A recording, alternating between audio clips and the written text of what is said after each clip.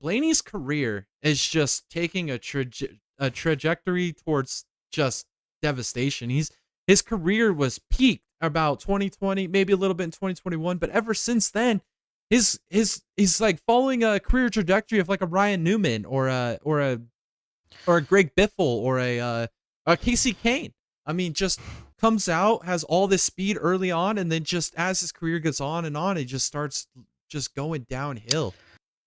I think there's more. I think there's more to it because I also feel like we have seen brilliance come out of Ryan Blaney's stall, and we've seen speed.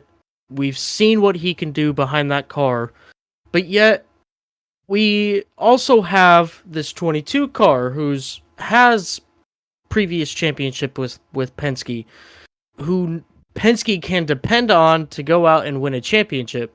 We saw Ryan Blaney really fast in Phoenix last year, but he gave the win to Joey Logano to secure the championship. Blaney was faster than Logano, 110%. I mean, there's no doubting about it. But then you also have Cindric coming in. His dad is obviously the competition director there. What do you think they're doing there? I think Blaney is at a point now. He has peaked with Penske, and now what he was left with is not sufficient enough to give him a car to go out and win on race weekends. I think one of two things here. I think that Blaney needs to leave Penske, go and talk to Brad Keselowski, replace Buescher or add a third car. Or he can go to SHR and replace Kevin Harvick when he retires. He's been, and I say those two teams because he's been with Ford this whole time. He's going to have those relationships within Ford. Ford would probably love to retain him. If I was Ford, I would want to retain Ryan Blaney. Well, that's the reason why I chose those two teams. And I don't really think that there's any other teams that may seem appealing to Ryan Blaney to go out and apply for. Ryan Blaney is in a really hard position right now. He's really got to think about the consequences of staying on the race team or leaving the race team. And he can't have regrets like what Greg Biffle did staying with Roush. He's got to be the Matt Kenseth. And if that means sitting out for a year and then coming back maybe with RFK or SHR, sometimes that looks better on your career than just driving a dumpster fire to the ground. I'm just coming from the fact of purely of trying to save Ryan Blaney's career. Yeah, At 2020, he did a fantastic job of staying up front. He could have won 7 races if things didn't go awry on him.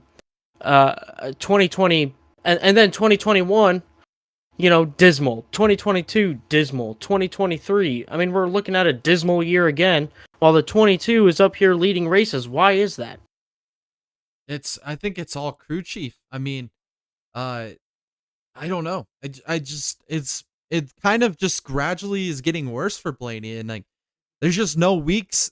Even looking at the schedule coming up, there's just not a race on there that I look at for Blaney to be good. We just haven't seen the speed out of that 12 car in particular.